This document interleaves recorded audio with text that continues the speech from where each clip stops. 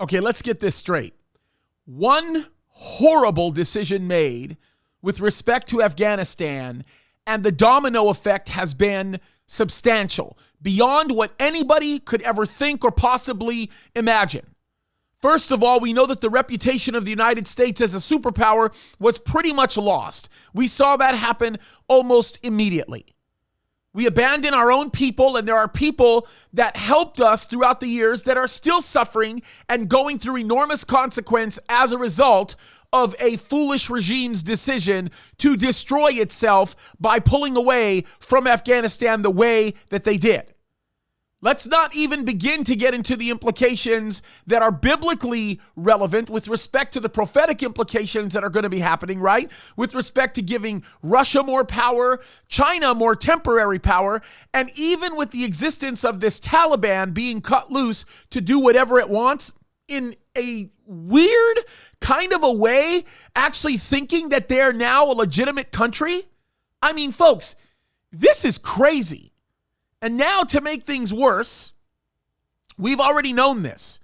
We knew that this regime's decision, the Biden regime, to exit from Afghanistan left these massive untapped reserves of rare earth minerals and all other kinds of things at the disposal of the Taliban, and of course, for the exploitation of use by China. China's now going for it.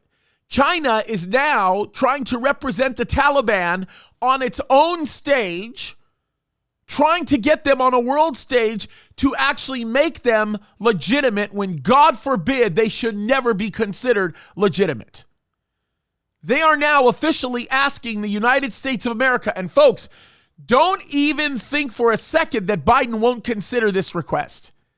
They are actually asking the United States of America to immediately lift sanctions against the Taliban and unfreeze all of their Afghanistan assets.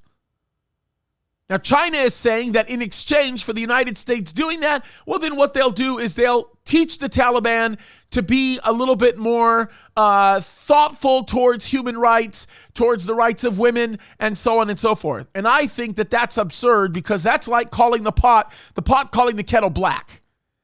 It's totally crazy, but that is exactly what's going on. And folks, don't be surprised. Do not be surprised if it gets to the point where this regime, after doing all of the damage that it does, gives the Taliban this type of legitimacy. It's absolutely crazy. Let me read you a quote out of Zero Hedge. They say China hopes that the Taliban, and by the way, this is the one of the Chinese diplomats that's saying this directly. China hopes that the Taliban can further demonstrate openness and inclusiveness, unite all ethnic groups and factions in Afghanistan to work together for peaceful reconstruction. Like, is he even in his own right mind? Like, what world is the guy living in? You know what I would want to ask this guy, Wang? I would want to ask him, what color is the sky in your world? I get it. Chinese Communist Party. It's like two peas in a pod. But give me a break. This is absolutely insane. But let me tell you what it's all about, folks. It's all about the fact that China is getting desperate. I've told you this. I have said that China would be inconsequential in the last days. We know it. We see it. It's coming. It's around the corner.